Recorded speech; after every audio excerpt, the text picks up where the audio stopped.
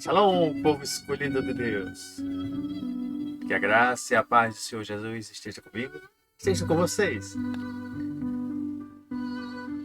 Estamos nas primícias com Deus. E hoje eu trago um tema: a porta da decisão. Em algum momento da sua vida você está diante de portas de decisões, você está diante de escolher a porta, o caminho. E a palavra do Senhor ela é rica em detalhes, ela é cheia de instruções maravilhosas para mim e para você. E hoje nós temos o privilégio de meditarmos e ver o que aconteceu naquele momento tão difícil, naquele momento tão constrangedor, desafiador. E tinha uma mulher, tinha uma viúva, ela estava a caminho e levando o seu único filho ao sepultamento. E aconteceu o quê? No dia seguinte, Jesus foi à cidade chamada Naim, e com ele iam muitos dos seus discípulos e uma grande multidão. E quando chegou perto da porta da cidade, eis que ali levavam um defunto, filho único de uma mãe, que era viúva, e com ela ia uma grande multidão da cidade. E vendo-a, o Senhor moveu-se de íntima compaixão por ela e disse-lhe: não chores. Chegando-se, tocou o esquife, e os que levavam pararam. E disse: jovem, a ti eu te digo, levanta-te. E o que for, aquele defunto, aquele menino, ele assentou-se e começou a falar. E Jesus entrega ele à sua mãe. E todos que estavam ali ficaram com um grande temor, mas glorificavam a Deus. E eles diziam: um grande profeta se levantou entre nós, e Deus visitou o seu povo. E correu dele esta fama por toda a Judéia e por toda a terra circunvizinha. O texto é em Lucas, capítulo 7, versículo de 11 a 17. Essa é uma história sobre uma mulher que já havia perdido o seu marido e restou a ela apenas um filho. Essa mulher já havia passado momentos de dor, de solidão, de dificuldades, porque o marido que provia o sustento da casa, o alimento, a segurança, já não estava mais presente. E com certeza, nesses momentos mais difíceis e tristes, essa mulher abraçava o filho e depositava nele toda a sua esperança, alegria e sonhos. Mas algo que ela jamais esperava acontecer, aconteceu. Já não bastava ter perdido o marido, agora ela perdeu também o filho. E nessa mensagem, nós vamos caminhar pelas revelações de vários pontos importantes nessa história, nessa narrativa. A começar por um grande inesperado que aconteceu naquela pequena aldeia, naquela pequena cidade. ali chamada Naim. E eu te pergunto, você está pronto para essas revelações? Porque nós sabemos que o inesperado ele pode acontecer, mesmo que sejamos cristãos, crentes, estejamos na palavra, andando corretamente. E por que isso foi um inesperado? Qual mãe vai esperar perder o filho? Ainda mais depois de ter havido perdido o marido. Nenhuma, claro, né? E tudo que essa mulher não esperava era ter mais uma perda do filho. E nós vemos que é incomum um jovem ele morrer cedo, ainda mais depois que havia perdido o seu pai. E olhando, nós notamos que esse jovem se tornou era um ponto de esperança para aquela mulher. Fazia parte dos sonhos continuar no seio familiar. E era o consolo que restava a esta mulher que morava em Naim. Pois bem, ter filhos, homens, nos tempos antigos, era honra. E os filhos, nós chamamos assim, são heranças do Senhor.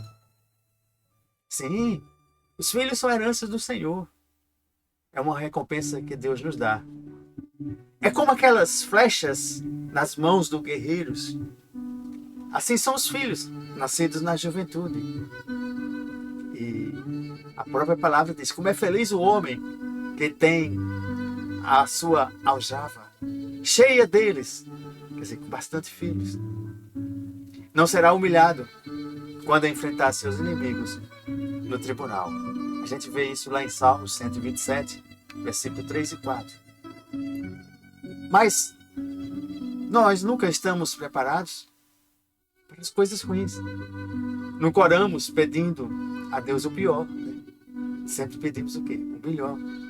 E nós, seres humanos, nós somos treinados por essas mídias, por tudo que a gente está vendo hoje.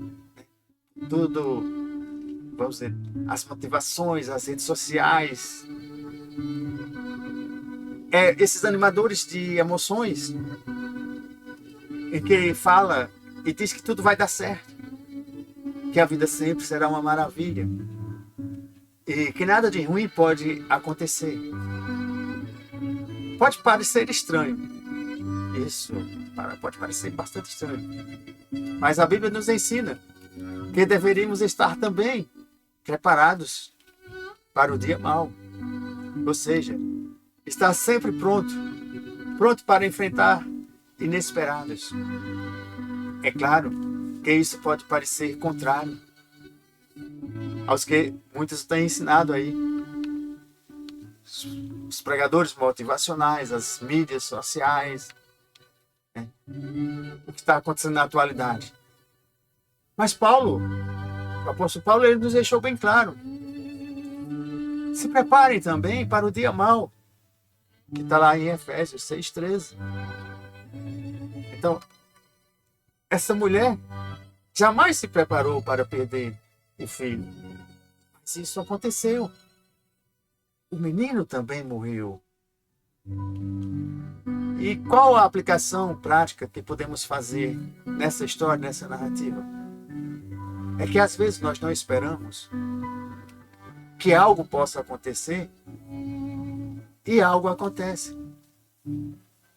E talvez a gente até peça em oração, mas a oração ela não será respondida. E às vezes até o resultado contrário ao que nós oramos. Às vezes a notícia não vai ser aquela que desejamos. A notícia ela pode ser contrária às vezes. E a resposta também, às vezes, não é aquela que esperamos. E o que devemos fazer? Sim, o que devemos fazer? Essa é a grande diferença. Esse é o grande segredo, é uma grande chave revelada. Se a gente procura entender Porque Deus não permite nada que esteja fora do seu propósito. E conseguimos identificar. Pode ter certeza. Ele está no controle. E sabe o que está fazendo. Pois depois de um inesperado, ali daquele momento, vinha o velório. Era a tradição. E pela tradição, eles acreditavam que poderia haver, o menino poderia ressuscitar. Pois na tradição antiga, o morto poderia ressuscitar dentro de 3 dias. E a gente pode constatar isso em várias passagens bíblicas. Como na própria ressurreição do Jesus, na ressurreição de Lázaro. E talvez você nunca tenha se perguntado: por que Jesus ressuscitou no 3º dia? E é claro que isso teve um propósito. Era exatamente, vamos dizer assim, para confundir ali o povo e a tal tradição, que os mortos ressuscitariam dentro de até 3 dias. Mas não para deixar dúvidas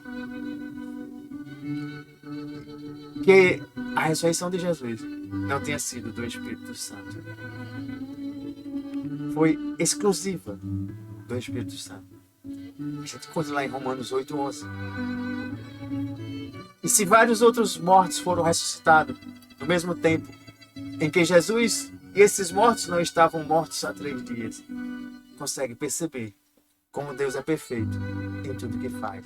Até na ressurreição do Salvador tem mistérios e propósitos. Ele ressuscitou de uma forma que ninguém pudesse questionar a sua ressurreição. E se a gente olhar no caso de Lázaro, já se perguntou por que Jesus só chegou no 4º dia e não logo de imediato?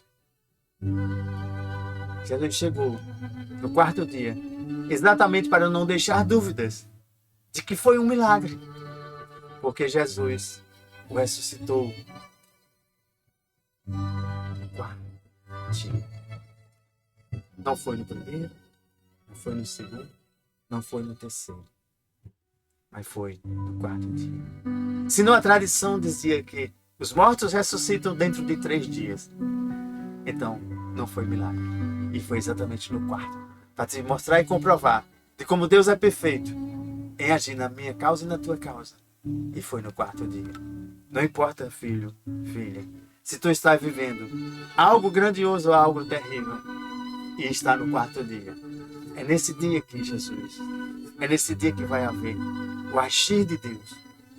Pois no caso dessa mulher, que estava acontecendo ali um velório, e que esse velório durou 3 dias, e durante esses 3 dias nada aconteceu, mas ainda restava a esperança antes de o sepultamento. Esse menino poderia voltar à vida. Mas o detalhe é que essa esperança, ela não estava baseada nas promessas de Deus, e sim numa tradição. O quê?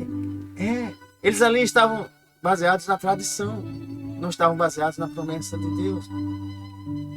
Aí eu pergunto, quantas pessoas hoje estão baseadas no poder do homem, nas tradições humanas, e esquecem de ver, sentir e clamar e pedir as promessas de Deus? Então, pessoas hoje estão baseadas em esperanças no homem. E eu te convido a hoje você deixar de pensar nas possibilidades humanas e sim se dedicar e ter uma esperança e uma fé e pedir a Deus que haja com o seu sobrenatural. Jamais o sobrenatural de Deus vai estar baseado nas promessas tradicionais do homem, ou nas promessas enganosas, ou talvez na falta de esperança, ou naquela esperança que podemos dizer assim, fantasiosa, motivacional. A esperança precisa estar baseada nas promessas de Deus. Crer em Deus. É interessante que quando a gente olha, a gente vê que algo ruim, algo que estava acontecendo ali, vamos dizer assim, o inesperado, foi quem atraiu Jesus àquela cidade.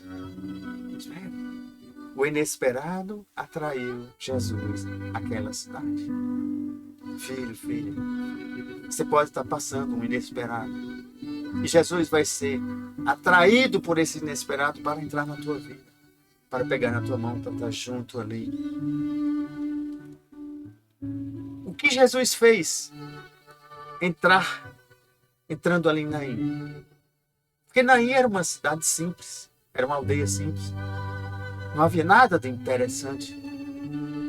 Jesus era quem era importante. E ele estava indo para outro lugar. Mas de repente, sim, de repente celestial, de repente de Deus, ele muda o trajeto e decide entrar na aldeia. E com certeza deve ter sido questionado pelos seus discípulos, pelos que acompanhavam por aquela multidão.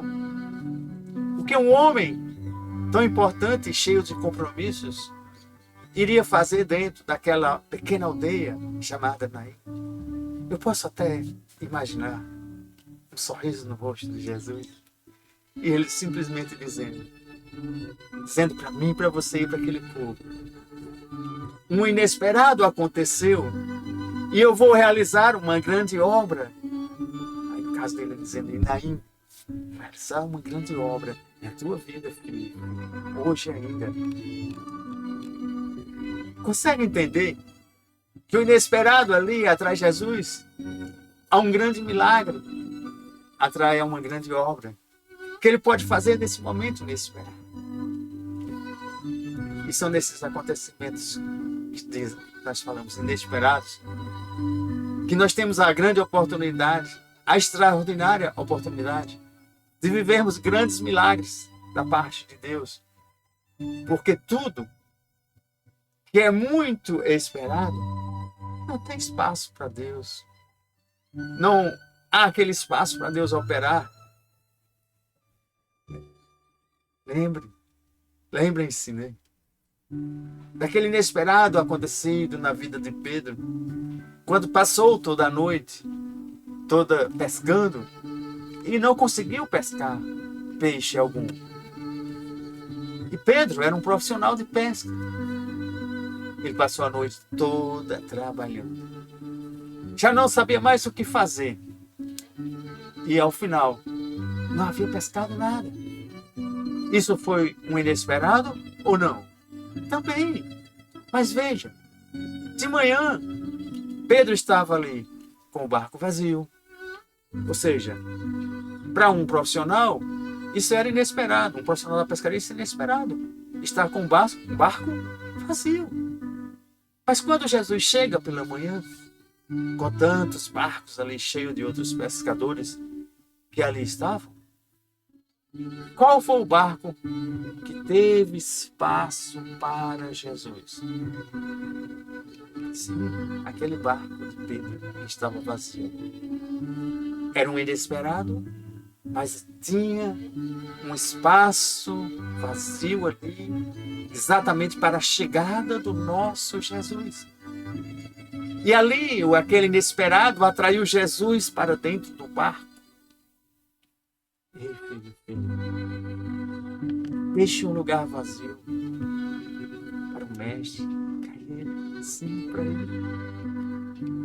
Pois o inesperado da tua vida está atraindo Jesus. Basta que você abra seu coração, limpe seu coração, lave seu coração, deixe um espaço no seu coração para que o inesperado da tua vida, Jesus, possa chegar e ordenar: jogue a rede, jogue a rede. E debaixo da palavra de Jesus, Pedro joga e colhe tantos peixes que o barco dele não conseguiu com tantos peixes. Foi preciso chamar outros, porque a bênção de Deus é assim: chega para você, chega para outros. Lembre desse detalhe. Não desperdice o que está em excesso.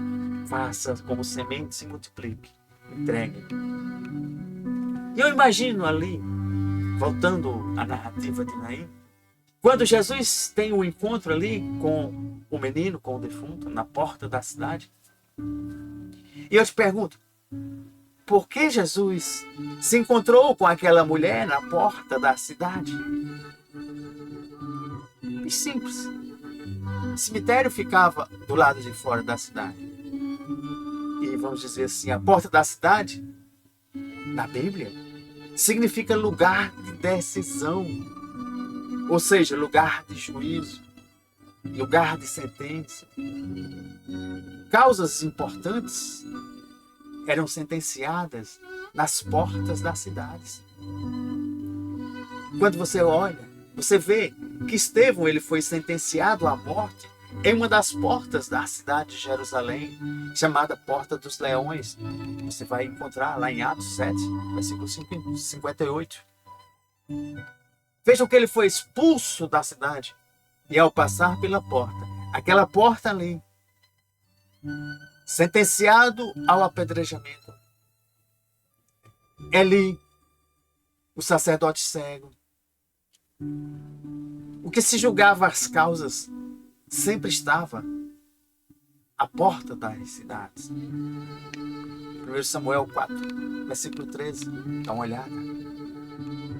Algumas causas sendo julgadas na história de Ruth. Foi na porta da cidade. Ruth 4:1. Ou seja, a porta da cidade é o lugar de decisão. E na porta da cidade, vamos dizer assim, era onde a viúva estava passando ali com seu filho morto. Ou seja, na porta da decisão, onde a morte queria dar a sentença, onde a dor queria dar a sentença, onde a tristeza estava dando a sentença. Mas aí, Jesus vai e aparece. Sim, Jesus aparece na porta da decisão para dar outra sentença, para mudar aquela história, para transformar aquele momento de dor. E isso é muito forte, pois foi na porta da decisão, no limite, ali, já estava no limite, era onde seria decidido o fim daquela viúva e do filho. Era onde a mulher orava e dizia: Deus, eu não posso passar dessa porta, porque daqui para frente um cemitério aguarda o meu filho. E foi exatamente nesse limite que Jesus chega e diz: mulher, não chores. Mulher, não chores. Lucas 7:13. E é exatamente no lugar da sentença que Jesus vai dar a última palavra. Não chores, filho. Não chores, filho. E ali a gente vê que haviam duas multidões a caminho da porta. Uma que estava andando com Jesus e a outra que estava andando naquele cortejo com o defunto. E Jesus atrai multidões. E os defuntos também estava atraindo ali multidões.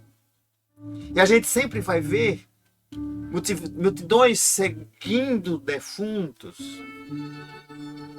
Isso pode representar também algo nas nossas vidas. Pode representar as duas igrejas. A igreja que anda com Jesus e a igreja que anda com um defunto.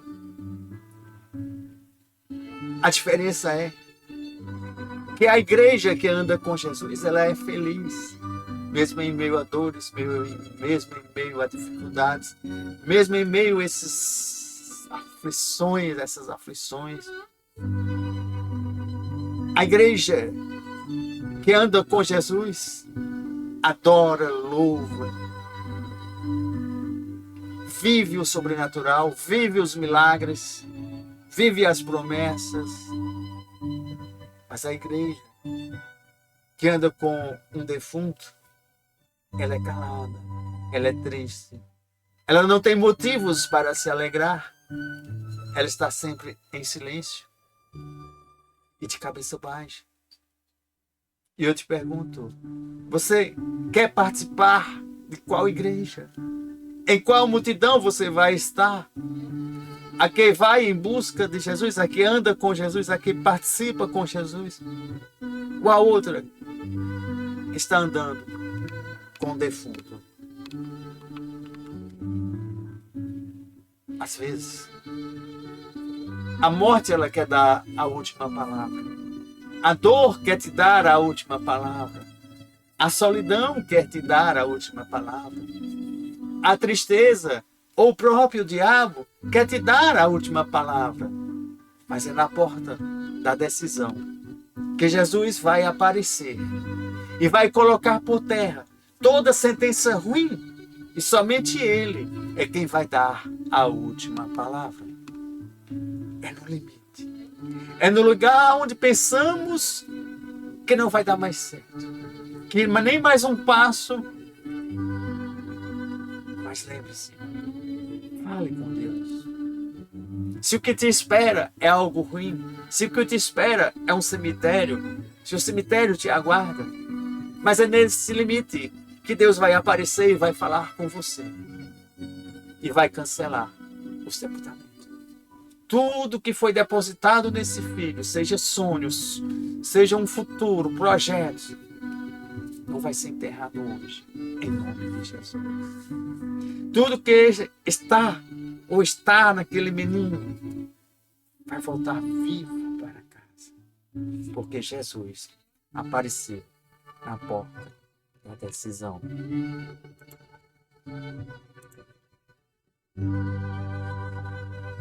Lembre-se, Jesus está contigo. Se o inesperado aconteceu, mas Jesus está contigo.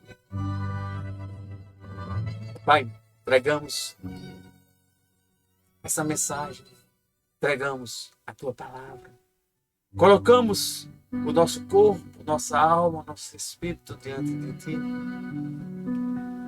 Te agradecemos por mais um dia maravilhoso, por mais um dia que podemos estar diante do nosso Jesus. Nós colocamos diante de Ti agora todas as aflições, todas as enfermidades, todas as doenças, o inesperado que aconteceu sobre Teus filhos e filhas que estão nos assistindo agora, diante de Ti. Que Tu, Senhor Jesus, seja atraído por essas coisas e que nos ajude a preparar e deixar o nosso coração vazio para Te receber. Pois se algo inesperado aconteceu ou estava prestes a acontecer, Tu tomas lugar agora e nos traz vida e vida em abundância. Em nome de Jesus. Fiquem na paz do Senhor Jesus. Amém.